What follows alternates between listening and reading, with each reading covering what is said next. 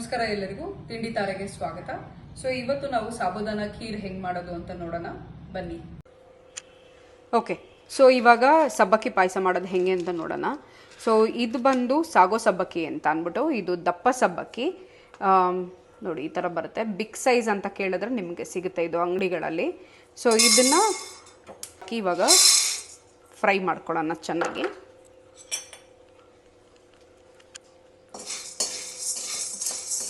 ಇದು ಆಲ್ಮೋಸ್ಟ್ ನೀವು ಒಂದು 2 ರಿಂದ 3 ನಿಮಿಷವರೆಗೂ ಉರಿತಾ ಇರಬೇಕಿದು.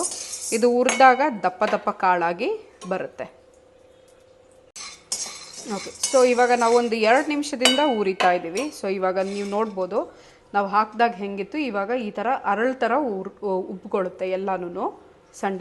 ಸಂಡಿಗೆ ಥರ ಇದೆಲ್ಲ ಉಬ್ಕೊಳ್ಳುತ್ತೆ. ಸೊ ಇದಿಷ್ಟು ಆಗ್ತಿದ್ದಂಗೆ ಗ್ಯಾಸ್ ಆಫ್ ಮಾಡಿಕೊಂಡು ಇದನ್ನು ಕುಕ್ಕರ್ನಲ್ಲಿ ಹಾಕಿ ಬೇಯಿಸ್ಕೊಬೇಕು. ಸೊ ಇವಾಗ ಕುಕ್ಕರಿಗೆ ಹಾಕ್ಕೊಂಡಿದ್ವಿ. ಈ ಕುಕ್ಕರ್ಗೆ ಹಾಕಿದ್ಮೇಲೆ ಇದಕ್ಕೆ ಹಾಲು ಹಾಕಿ ಬೇಯಿಸ್ಕೋಬೇಕು ನಾವು. ಸೊ ಹಾಲು ಇದು ಎಷ್ಟು ಅಂತ ಅಂದರೆ ಇದು ಮುಳುಗಿ ಇದಾಗೋವರೆಗೂ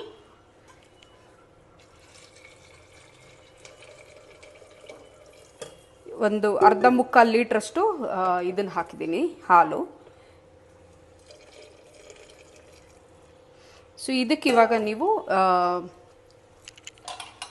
ಸಕ್ಕರೆ ಹಾಕದಿರೆ ಬರೀ ಒಂದೇ ಒಂದು ವಿಷಲ್ ಹಾಕಿ ಬೇಯಿಸ್ಕೊಳ್ಳೋಣ.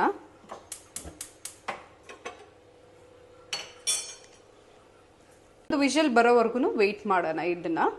ಸೊ ಒಂದು ವಿಷಲ್ ಬರೋ ಅಷ್ಟರೊಳಗೆ ನಾವು ಹಾಗೆ ಸೈಡಲ್ಲಿ ದ್ರಾಕ್ಷಿ ಗೋಡಂಬಿ ಎಲ್ಲ ಹುರ್ಕೊಳ್ಳೋಣ. ಸೊ ನಾನು ಇದರಲ್ಲಿ ಒಂದು ಸ್ವಲ್ಪ ದ್ರಾಕ್ಷಿ ಗೋಡಂಬಿ ತೊಗೊಂಡಿದ್ದೀನಿ. ನಿಮಗೆ ಎಷ್ಟು ಬೇಕೋ ಅಷ್ಟು ತೊಗೋಬೋದು. ಸೊ ಈಗ ಹಂಗೆ ಬಾದಾಮಿನೂ ತೊಗೊಂಡಿದ್ದೀನಿ. ಬಾದಾಮಿ ಸಣ್ಣಗೆ ಹಚ್ಚೋದಕ್ಕೆ ನಾನು ಇದು ಸ್ಲೈಸರಲ್ಲಿ ಹಾಕ್ತಾಯಿದ್ದೀನಿ. ಸೊ ಈ ಸ್ಲೈಸರ್ಗೆ ಹಾಕ್ಕೊಂಡಿದ್ದೀನಿ, ಒಂದು 10 ಕಾಳಷ್ಟು ಹಾಕಿದ್ದೀನಿ. ಸೊ ಇದನ್ನು ಹಿಂಗೆ ಹಾಕಿ ಸುಮ್ಮನೆ ಹಿಂಗೆ, ಸೊ ಇದನ್ನು ಇದರೊಳಗೆ ಹಾಕಿ ನಾವು ಸ್ಲೈಸನ್ನು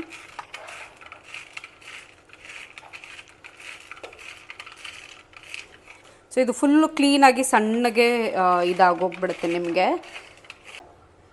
ಸ್ಮಾಲ್ ಶೇವಿಂಗ್ಸ್ ಆಗುತ್ತೆ ಇದು.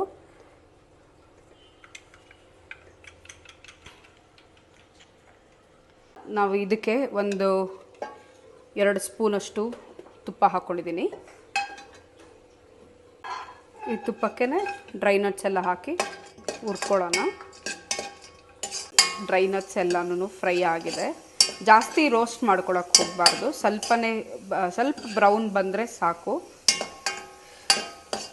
ಹಂಗೆ ಇಟ್ಕೊಂಡ್ಬಿಡೋಣ. ಇದನ್ನು ಮತ್ತೆ ಟ್ರಾನ್ಸ್ಫರ್ ಮಾಡೋದೆಲ್ಲ ಏನು ಬೇಡ.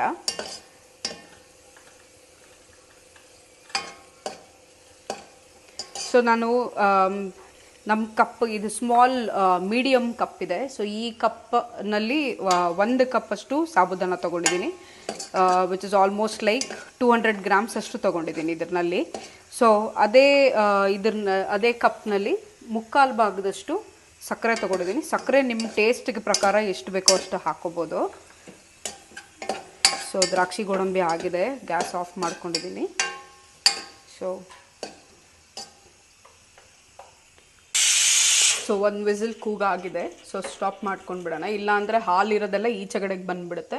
ಸೊ ಒಂದೇ ವಿಷಲ್ ಸಾಕು. ಸಬ್ಬಕ್ಕಿ ಸ್ವಲ್ಪ ಮೆತ್ತಗೂ ಇರುತ್ತೆ ಆಗಲೇ.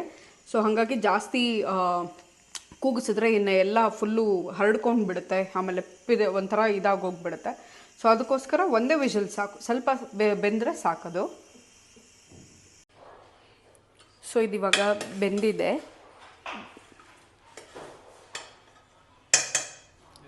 ಸೊ ಬೆಂದಿರೋದನ್ನು ಇವಾಗ ಇದಕ್ಕೆ ಹಾಕ್ಕೊಳ್ಳೋಣ.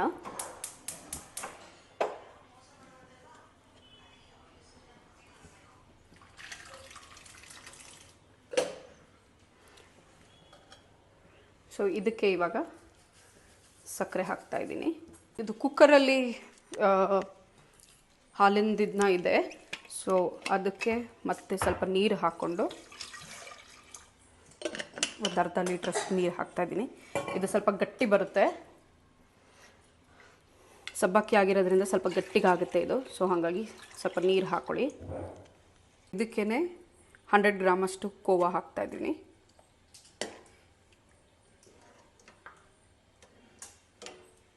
ಇದು ಹಾಗೆ ಬಾಯ್ಲ್ ಆಗಬೇಕಾದ್ರೆ ಕೋವಾ ಹಾಕ್ಕೊಂಬಿಟ್ರೆ ನಿಮಗೆ ಈಸಿಯಾಗಿ ಇದನ್ನು ಮೆಲ್ಟ್ ಆಗೋಗ್ಬಿಡುತ್ತೆ. ಸೊ ಹಾಗಾಗಿ ನಿಮಗೆ ಚಂಕ್ಸ್ ಸಿಗಲ್ಲ. ಕಪ್ಪಷ್ಟು ಹಾಕ್ಕೊಂಡಿದ್ದೀನಿ. ಇದಕ್ಕೆ ನೀವು ಇನ್ನೂ ಬೇಕು ಅಂತ ಅಂದರೆ ಎಕ್ಸ್ಟ್ರಾ ಹಾಕ್ಕೊಬೋದು, ಸ್ವೀಟ್ ಜಾಸ್ತಿ ಬೇಕು ಅಂತ ಅಂದರೆ. ಬಟ್ 3/4 ಕಪ್ಪೇ ಸಾಕಾಗುತ್ತೆ. ಓಕೆ, ಸೊ ಇವಾಗ ಇದು ಚೆನ್ನಾಗಿ ಕುದೀತಾ ಇದೆ. ಸೊ ಕುದೀತಾ ಇರೋದಕ್ಕೆ ನಾವು ಒಂದು 2 ಸ್ಪೂನ್ ಆಗೋಷ್ಟು ಕಂಡೆನ್ಸ್ ಮಿಲ್ಕ್ ಹಾಕ್ತಾಯಿದ್ದೀನಿ. ಇದಕ್ಕೆ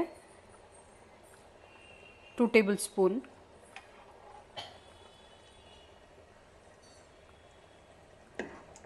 ಇದು ಲಾಸ್ಟಲ್ಲಿ ಹಾಕಿದ್ರೆ ಇದ್ರದ್ದು ಸ್ವೀಟ್ನೆಸ್ ಜಾಸ್ತಿ ಬರುತ್ತೆ. ಸೊ ಅದಕ್ಕೋಸ್ಕರ ಇದು ಲಾಸ್ಟಲ್ಲಿ ಹಾಕೋದು. ಸೊ ಇದಕ್ಕೆ ನಾನು ಬಳಸಿರೋದು Milkmaid, Nestle Milkmaid condense milk. So ಆವಾಗಲೇ ಹೇಳ್ದಂಗೆ ನೋಡಿ, ಕ್ಲೀನಾಗಿ ಎಲ್ಲ ಮಿಕ್ಸ್ ಆಗಿದೆ. ಸೊ ಇದ್ರಲ್ಲಿ ಯಾವುದೇ ಗಂಟಿಲ್ಲ ಈ ಹಾಲು ಇದ್ರದ್ದು, ಕೋವಾ ಹಾಕಿರೋದ್ರದ್ದು. ಸೊ ಇನ್ನು 1 ನಿಮಿಷ ಆಗ್ತಿದ್ದಂಗೆ ಇದಾಗಿದೆ, ಪಾಯಸ ಆಗಿದೆ. ಸೊ ಸಬ್ಬಕ್ಕಿ ಎಲ್ಲ ಕ್ಲೀನಾಗಿ ಬೆಂದ್ಕೊಂಡಿರುತ್ತೆ ಇದು ಒಳಗಡೆ.